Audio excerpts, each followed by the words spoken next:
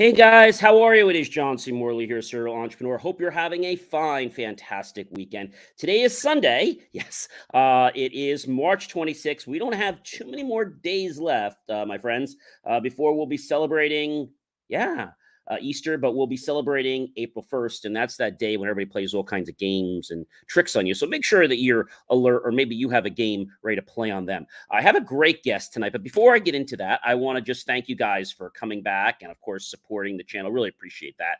And if you're coming back and rewatching me, we're in our second season, year two. Really excited about that. We'll talk more about that in a minute.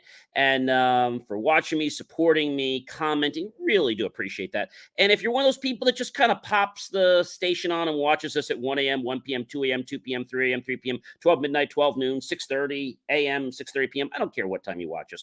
But making the choice to make us part of your life makes me really happy. And I know that's what you guys want. You want to improve the quality of your life. So today's master topic, I'm going to get right into that because you know how we roll. Every single week, starting on a Saturday, which was yesterday, we have a brand new master topic. We roll all the way through the week, and we finish up on a Friday with 7 different variants of that. And 24 hours after our show goes live, we are now up to about 565 episodes. And that goes out to 25 different aggregates. And you guys also know that I have Inspirations for Your Life Drive Time Radio. That's not this. That's a separate program with different content. So I don't want you guys to get confused. You can learn more about all this great stuff by just taking your phone, scanning that QR code. And once you do that, it's real easy to do. Just snap your camera app, point it over to that Linktree app, just like so. In a couple seconds, you'll get my Linktree. Really easy, really simple.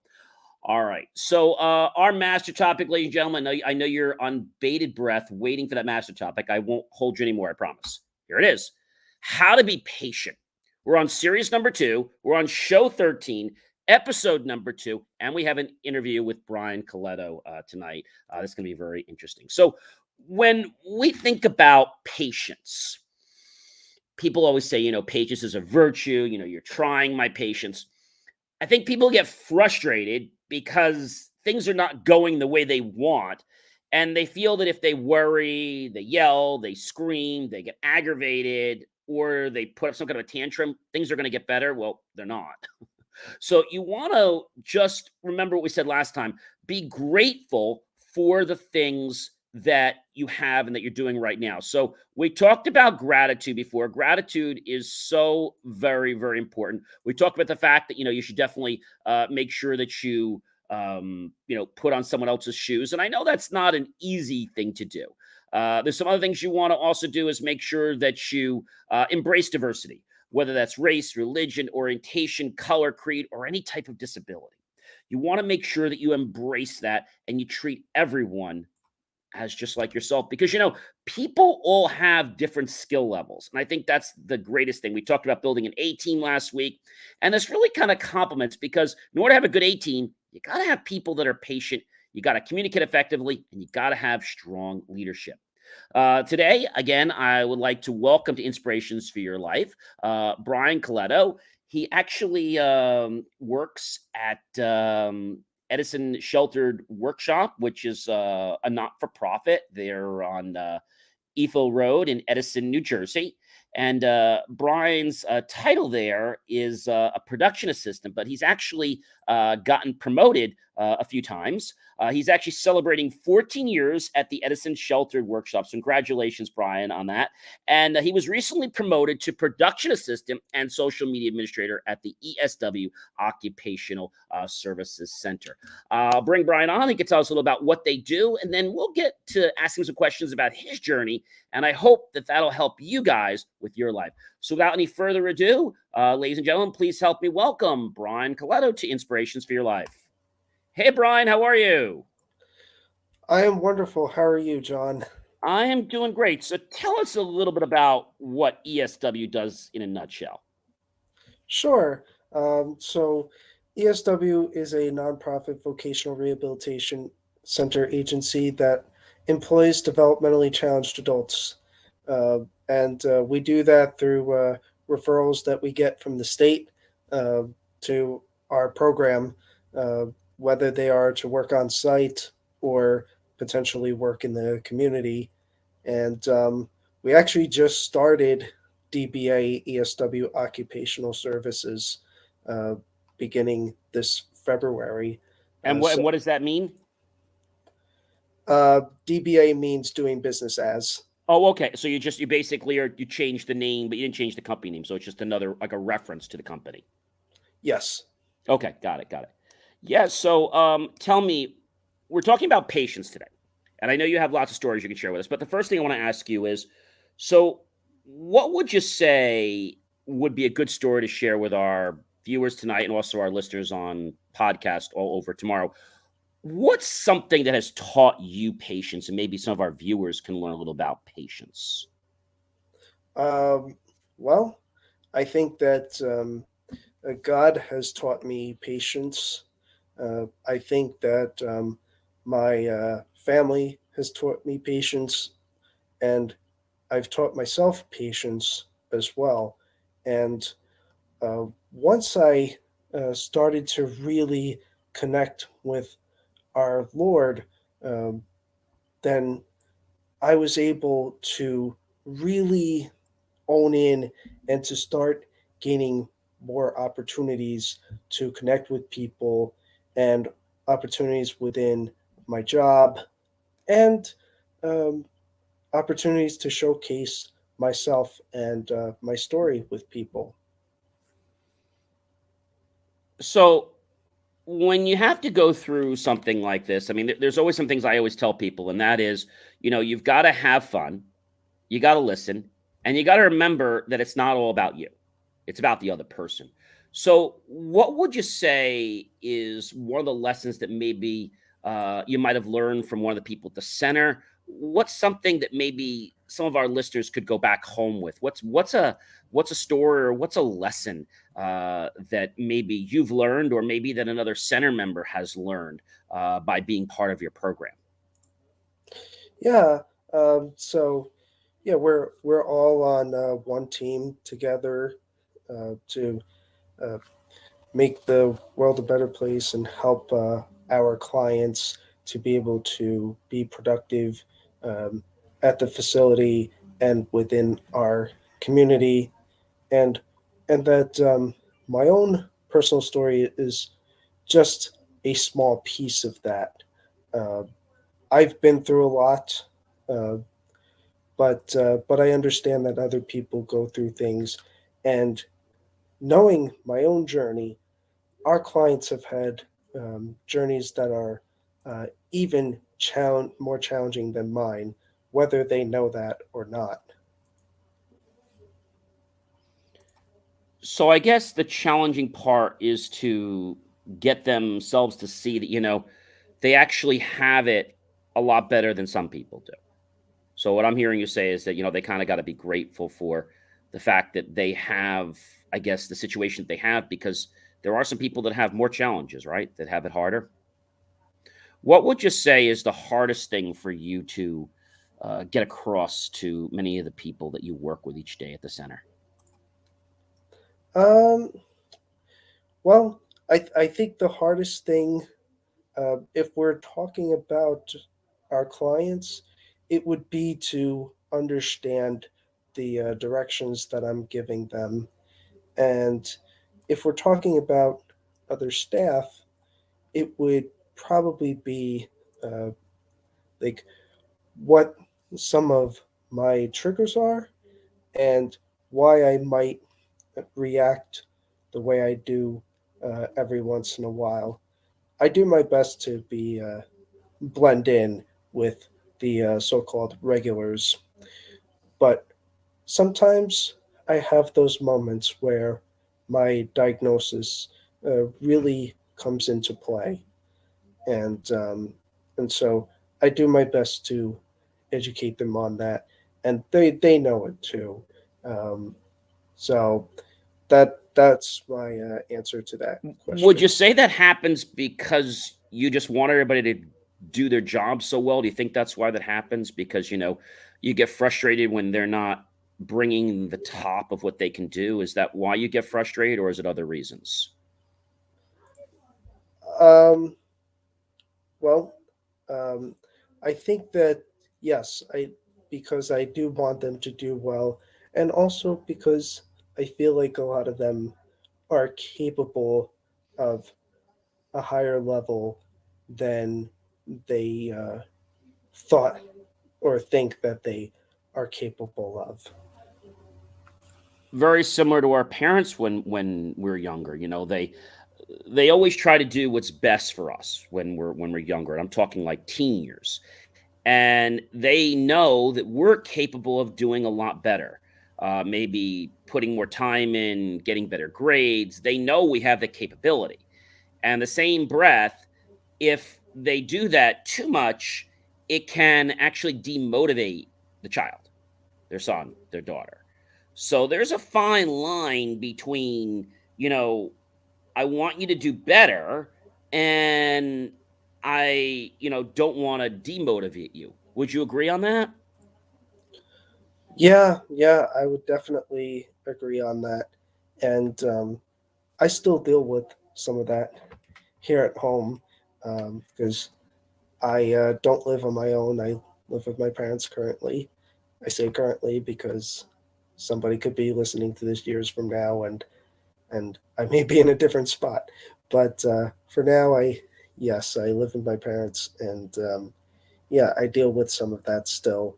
Uh, but I understand that a lot of times they just uh, they think they know what's best for me, and they truly do just want the best for me. I agree with you. I think it's the same thing even when, graduating college or any level of my life. When they don't see it for their own eyes or they can't physically grasp it, they think you're wasting your time or wasting your life. And I think all parents are like this. They just want you to be the best you can be. And when all the dots aren't lining up right away, like, oh, you're wasting your time. Why are you doing this? And I tell them, I've told this many times, when you do something in life, you have to do it because of a purpose, because you believe in it. And the worst thing I could ever do would be to live your life for my entire life. And I don't think you'd want me to live your life for my entire life because that wouldn't be my life. It'd be your life. And then why would I be here living your life? Because I wouldn't be doing any things that I want. Like, do I dress the way you want? No, I dress the way I want.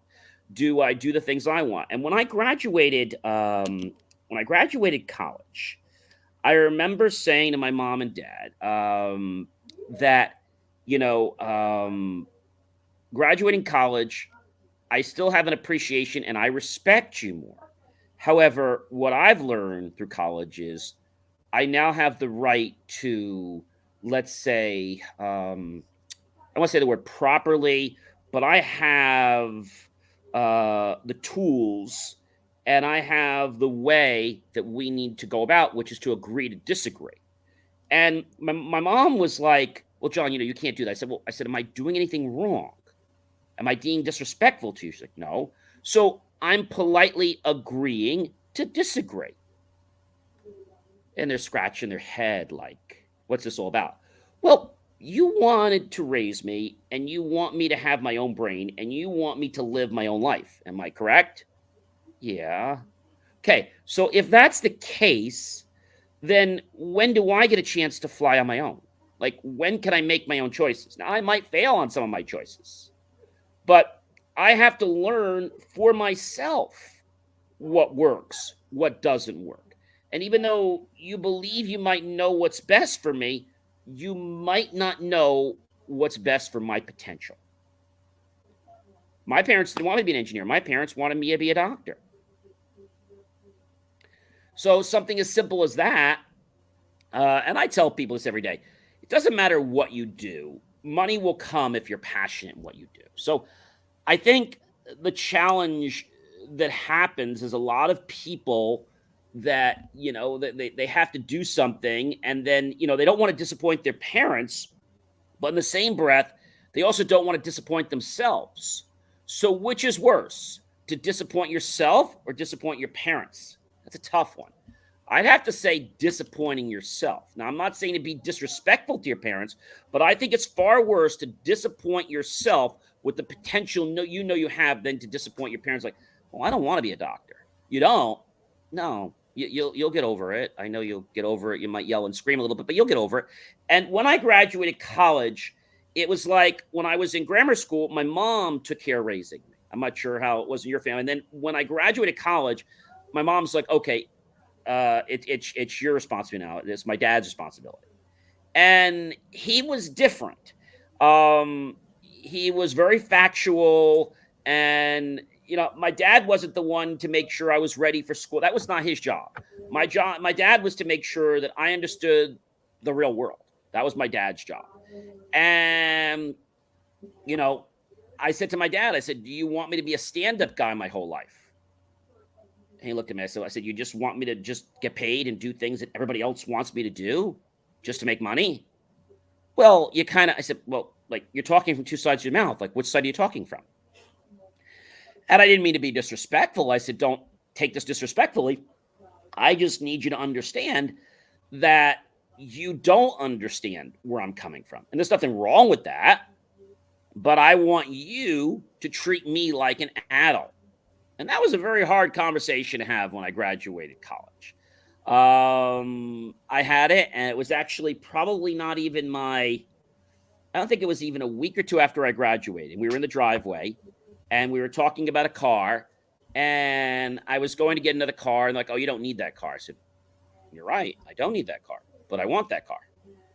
And I started realizing that everything they were telling me was to try to prevent me, to protect me, but it was also keeping me from the things that I potentially wanted.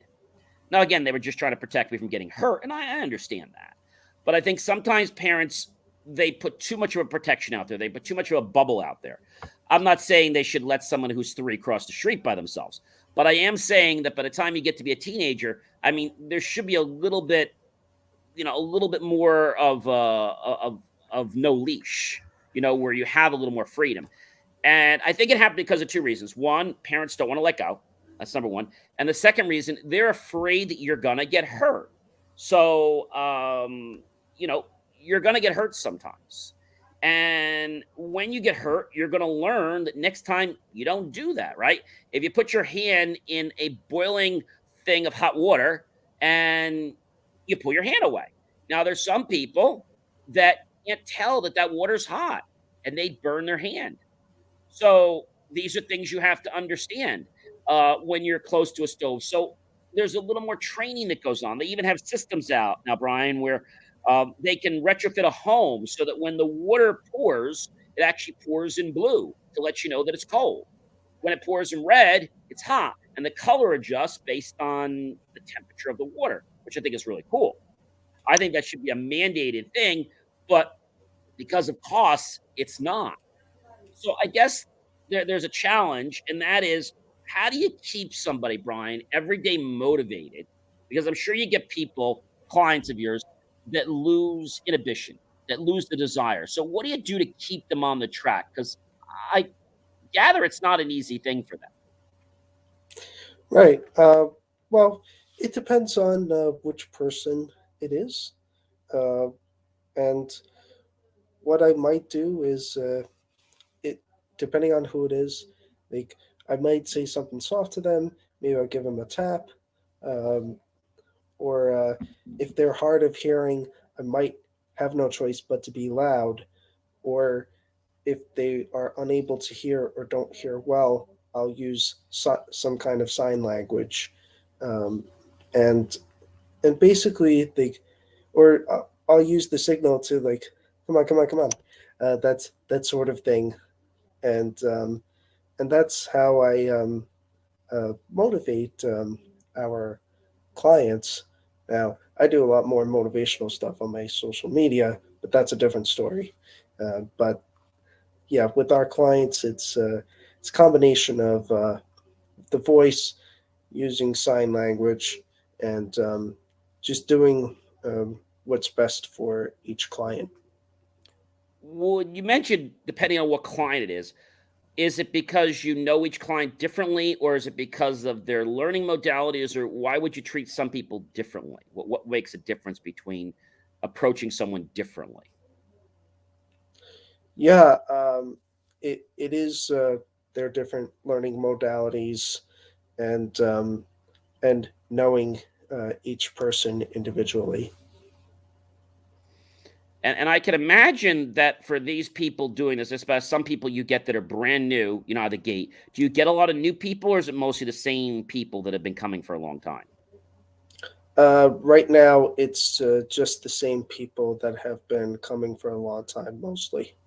And when they come to you, are they actually working there? Is it like they have a job there, or is it more training to get a job? What does your center do actually? Yeah.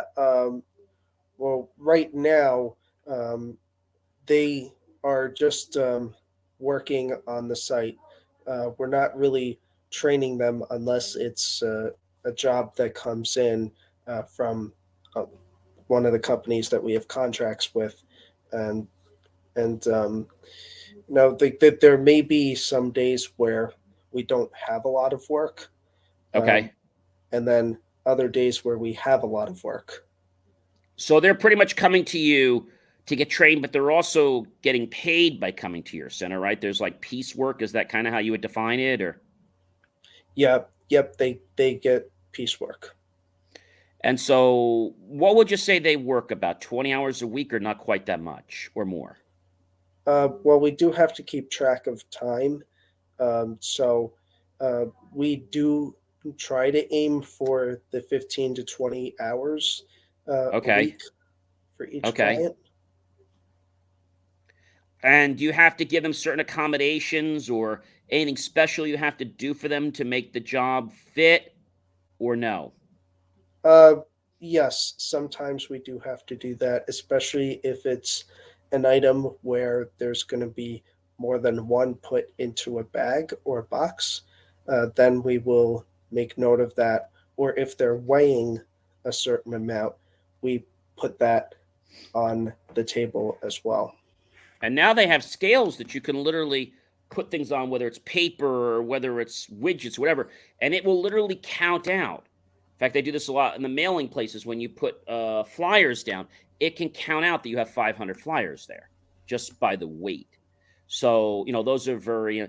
What would you say is the most common job? Not so much the company, but what's the most common job that you get for your clients? The most common job that we get is collating. Um, so we do like toiletry items or food, um, things that people will take for granted that they have. Um, and this particular company I'm thinking of, they they send these kits off to prisons, and Okay. And you have to basically assemble like one of each or two of each or things in a bag, basically, right? yeah, and then we put all the bags in a box, and So getting back yeah. on my spiel here with patients. So there's other people there obviously that help you, as I see from the staff. There's quite a few people that work there. What would you say is the difference between somebody being patient and the difference? So what I mean by that is, so there's patience to get someone to do their job, and then there's something that's beyond patience. So when would you say that it gets beyond somebody being patient as opposed to somebody that needs to be patient? Is there a difference to when that would apply there? Um, there could be some circumstances where that does apply, and in particular, if we are like facing a really tough deadline to finish a job. Um, Case in point, back in the fall, we were doing um, a big order for a company, and we had a very short amount of time to get it done, and we had so many items, and there we needed to produce a certain amount per day just to meet that deadline, and it was very tight. So in that case, um, sometimes patience is really tested. But if it's just like not a hard deadline or no deadline at all, uh, then there's a lot more patience, and it just becomes more about helping keep the clients going so that they can make as much as possible. And I'm assuming they're getting paid by the piece they do, the number of pieces they do. They get paid per piece, not by hour. So Yes. would you say, and I'm not saying to single one person out at your place, but would you say some people are more patient than other people, or do you think they're all pretty cooperative in being about the same amount of patience, or do some people have less patience than the other people? I would say that for the most part, the people have the same level of patience. Um, that there are some people that have a little bit more challenges with certain situations, but Okay. overall, I would say all the patience levels are pretty much the same. Are the clients all respective in the fact that this is a real job, or did they take this as something like, more like, I'm not going to do it? Do they kind of play games with it, or do they take it seriously? Because I know this has always been a challenge that I've seen, is that it becomes like a game, and it's like a lot of times they want attention. And it's not that they don't want to do the job right, it's that they just really want attention. Yeah, it's a combination of that. There are some that look for attention, but the general consensus among those that we have now is that they do want to work and produce as much as possible. So walk me through this a little, Brian. So when somebody comes to you, what's the requirement for coming to you, and how quick or how long, what's the process for them coming to you to actually starting to earn a paycheck? Tell me a little about how that works. Right. So they we we rely on referrals. So like if I knew of somebody who might be able to be a client, let's say, uh, I could refer them and they could come in for a tour, but ultimately they have to go through the state um, in order to get our services. So we cannot just uh, make somebody a client without the state's approval. So it does come down to this in in this case the state of New Jersey and Division of Vocational Rehabilitation Services that would make that decision. Do they have to basically see a doctor? Do they have to be certified? I mean, what's the process for the state? Do they have to take a test, or what's the process of the state saying, okay, yes, you're okay to work? Like, what is that process? Um, well, I don't totally know, but I do think that having a doctor's note of diagnosis uh, is a key, and perhaps perhaps IEPs from when they grew up in school can be beneficial as well.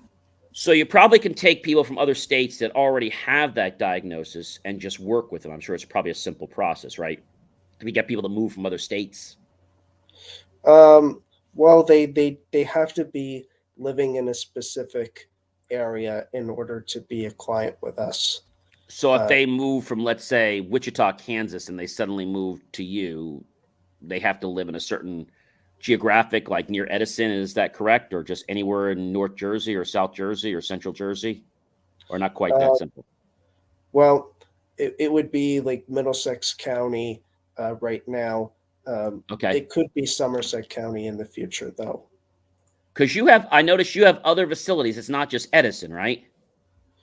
Yeah, no, there's I believe somewhere between 20 to 30 agencies throughout the state of New Jersey. That's new. I didn't remember them being that many. Did they just grow recently? Um, no, there's been a number of them. I know of another one in Union County. I know of one in Flemington. Um, I think there's one in Mercer County as well. Okay. And so the whole point is basically to obviously to get them doing what they're doing now. Do they have the same things like they work? I assume they work basically a few hours in the morning. I think you said they have to work a minimum. It's like 15, but is there a lunch after so many hours? Is there pretty much similar rules, or do they have to take a break at different times, or? Uh, well, At our agency, we do have a set time for lunch. Okay. So we give them somewhere between 30 to 45 minutes, depending on things. I mean, if we do have a lot of work that we have to get done in a certain period of time, then usually it's a little more strict about the half hour. But if Okay. it's a little more casual, then we give them about 45 minutes because it takes time to bring them into the lunchroom and then get them back to work. What would you say? What time do you start in the morning with them? What time do they actually have to be at your center, and what time does work start? Well, we open up at 8 o'clock. Uh, they're not all there all at once because Okay. we only have one bus company. So there are a few drivers. They do one run, and then once they get their first run in, then they have to go back out and do a second run. So some of Oh them get wow. there a little bit later and thus leave a little bit later. Do they bring their own lunch, or do you guys provide them lunch? They usually bring their own lunch unless we Okay. say otherwise for a special occasion. So I'm sure you do different types of socials. I think like for parties, either holidays or you try to do different events. What is that like every month or not quite that often? Not quite that often. We try to do at least one every season. So So we like every have, quarter. yeah, yeah, every quarter. So when was your last one that you did? The last one that we did was the holiday party in December. Okay, and your next one, I'm assuming, wouldn't be probably till the summertime May. and basically summer, basically, right? Well, no, it'll be before the summer that we have So our like a spring kind picnic. of party, like a early summer party, because May is kind of like summertime. Yeah, yep. Okay. So you really try not then to just provide a workplace, but you also provide a center, a place people can go to actually create social connections, which I think is very important for people because I'm guessing a lot of the people don't typically go out and talk to people. They're probably very hermited and that they don't come out and talk to anybody. So it probably helps them in that regard, right? Oh yeah, yep. They're not the type of people that'll go to a networking event like you and I. Yeah, well, that requires a lot to do that, and I think whenever you go to some of these events, especially when there's going to be, let's say, a diverse amount of different types of people with different types of abilities, I think it requires, and there's nothing bad or good. It's just the fact that you've got to have a lot of self confidence, and you've got to really know that you're fine, and you can't be second guessing yourself, or you're just not going to make that cut. Oh yeah, oh yeah. And for those listening too, I'm not one of our clients, but I do have autism myself, and um, and I often provide myself a courageous attitude to be able to interact with people both in person and online. How long would you say that took, Brian? I mean, you have a, I don't know what condition I know you told me you have it as well, but are there different levels of autism? Is it like different stages, or is it just couple? There are different levels, right? Uh, Yes, there are different levels. It's a spectrum. so some people can drive, I heard, and some people can't drive, right? This was like differences. I mean, it's like a real, it's not like you have it, you don't. There's like a real range, I guess. And most of the people you're working with are toward the higher level, like yourself, people that are more cognitive. Is that correct or no? A lot of people No, coming in for jobs. no, we don't just work with autism. We work with other kinds of diagnoses like Down syndrome, Tourette's, Oh, or really? yeah. Are any of those other conditions harder or easier to work with, as far as working with the client? Um, I don't think any one is extremely hard. Um, Okay, I do know that like Down syndrome can be very challenging depending on the Okay. level of the person and also the history of Down syndrome. And I don't want to trigger anybody listening, so I will stop right there with that. Okay. But it's something, I guess, that they, I guess, get acclimated to over time. I'm guessing the more practice you have, the more comfortable you become. Is that correct? Yes. Yeah. Okay. So the more you practice, the better. What would you say you can advise people? You said you had dealt with a lot of these challenges yourself. So what took you from, let's say, not going networking events and becoming comfortable? What would you say you did for yourself? Somebody for listening, what made you able to do that? What were the steps you had to go through to actually feel comfortable to go into an event? Would you have done that many years ago or no? No. No. Um, I met somebody at our annual dinner, nonetheless, 9 years ago, and then I reached out to somebody they were in a photo with that same year, and told them my story, and got introduced to a faith-based young adult group that I used to be a part of in Union County, and I did that along with uh, setting out to do my own church stuff outside of what I knew as a kid. And after a few years of that young adult group, I decided that I really loved Union County and wanted to get into um, more of the community. I wanted to grow professionally, and so I would look at the chamber, their local chamber, and I I started going to some of their events, and and at first it wasn't networking; it was just street fairs and a few other things on the side, and that's how I forged connections with them. So I had already had some of the connections from the networking group before I actually began going to networking, and that was very key, particularly in 2019 before the pandemic hit, and then everything just exploded in the virtual world for me. So and with the virtual world, it really opened up possibilities for me and made me want to go even further than just where I live and Union County, and meet people in other areas of the state and all over the world. So you want to travel other places as well. Oh yeah. Yeah. Travel's a lot of fun, but like you said, a lot of people get stuck in a shell, and I'm guessing other people are having that same problem. Maybe some of the clients there that maybe would want to, but don't necessarily know how to reach out. Or so, what would you advise someone, whether they're at your center or whether they're anywhere across the United States or anywhere in the world? We get people. What would you advise somebody that feels a little isolated, a little lonely? In not knowing what they should do so they could, get a little more comfortable.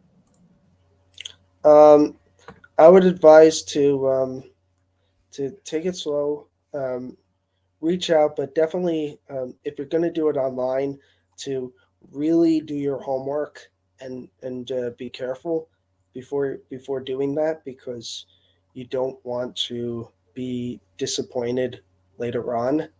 Um, so, like, I definitely am not the best person to advise on that because I've taken a lot of chances online. But if you're talking about right there, face to face with you, I say just take the conversation slowly, and do your best not to um, get so angry. And I know it's easier said than done sometimes because I've been there myself.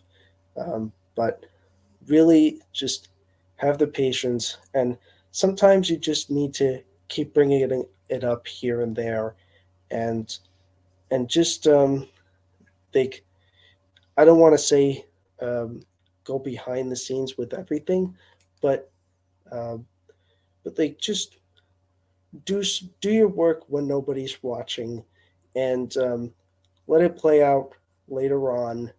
And again, just be careful with the online world, but understand that you can take small chances here and there, like I have.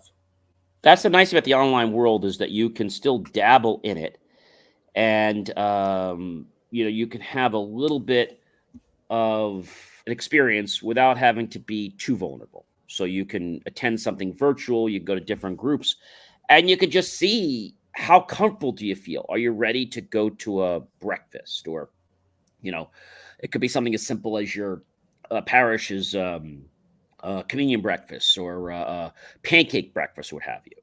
One of the things I tell people to do is to find a mentor, somebody that has gone through this. They don't have to be an expert, but find somebody that's gone through this and maybe, you know, do it with them. And it'll actually not only help that person, but it'll help the other person. When we actually learn about others, um, we get stronger, but the other person also gets stronger. So it's actually a two-way effect. My other suggestion, I don't know if we have religious people listening tonight or not. My suggestion is to pray about it. That's a big suggestion I have, to pray about it. I had a great guest on this week, actually last week, and it was a lady who wrote the book about, giving up to God, an amazing book. And she wrote her to-do list, and literally she was a head IT person in a large company, and then she moved out west. In fact, her connection was great. We had to wait several hours after the connection ended because her dial-up was very slow. The connection was really slow. But it was a great interview, and she just wrote down the stuff, and she just said, give it up to God. But, the thing is, God doesn't deliver on your timeline. And we might think that's a bad thing, but it's actually a good thing because there's reasons why he doesn't deliver. I tell people to be grateful for everything you have. Now, you might not have everything you want today. You might not be out in front of those people, but you're alive. You're now out of your home. You're potentially getting a new job. You might have made some friends in the workplace, and you started to realize that you have a purpose. I think the biggest thing for anyone, whether it's autism or any other condition or just people in life in general, they want to feel as though they're included. And when they feel included, they're willing to take a little more of a risk. So I say this to you, whether you're looking to be included or you're on a team or a group that someone else is trying to be included in, be kind to them. Because if you were on the, I would say, wear their shoes, how would you feel if somebody was nasty like that to you? I always tell people, we all live in glass houses. And I say that for a reason, because if we throw a rock, all our windows would break. And so no one does not live in a glass house. So I would tell you to pray about it. I would tell you to ask God for strength. And if you don't believe in God, I can't tell you to believe in God or to our Lord. I could tell you to believe in the universe if you don't believe in God. And just say, universe, just help me through with this. If you are someone that's religious, well, then pick your saints, whether that's Raphael, Michelangelo, Gabriel, St. Jude, and really pray to those saints. I find a lot of people pray whenever they need something. I said, it's not Wendy's, it's not Burger King, it's not fast food. You don't just, put a prayer and say, hey, I need to order this. This doesn't work like that. It's not like going to a restaurant and you ask what you want. You have to pray and be grateful for the result already. And I think that's the best way to do it. Just be grateful for God already answering your prayer, or the universe already answering your prayer. And when you have that type of a mentality, you'll find that things start to just fall in place. But they're never going to fall in place if you ask questions like, well, when is this going to happen? When am I going to get the job? When are more people going to like me? When am I going to network? See, when you keep asking questions like when, all these things, you're asking things, and the universe is going to give you more of what you're asking for. Okay, you want more when? Great. We'll keep giving you more when. Instead of, Okay. What's it going to look like when more people support me? What's it going to feel like when I have friends? What's it going to feel like when I earn my first paycheck? Because now you're going from a state of feeling of what it's going to be like. Nothing from the past is positive most of the time. So if you say, hey, unless it's some positive experience, if you pull something out of the past, chances are 90% of the time it's fear.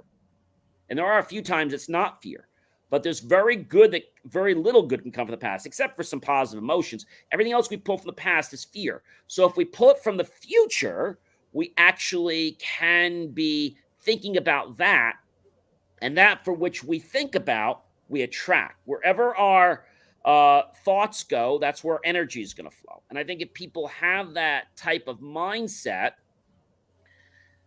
they're going to feel a little more comfortable about where they stand. And it doesn't matter whether you have a condition or whether you're just having an issue in life. We're all dealt cards. It's not the cards we're dealt that matter. Okay, it's how we choose to play those cards, how we choose to respond to those cards that shapes our character and defines who we are as a person. And I say to people, if you're around people that have negative energy, you don't need to be nasty to them. All you need to do is say, hey, I don't like this negative energy. Can you knock it off? If they say no, you tell them again. They say, look, you keep doing this, I'm going to say goodbye. Third time they do it, I'm like, goodbye. What do you mean goodbye? I'm like, I've already told you, I don't want to hang with you. You're going to keep doing this. And one of two is going to happen. They're either going to be like, oh, gee, I didn't really know you mean you're really serious. And they're going to apologize. Or B, they're just going to walk away because they were never in a position that was going to change. They were hoping to change you. So if you're around people and you feel like crap, then leave that situation, because you're never going to feel better trying to make someone else happy if they're never going to change their energy.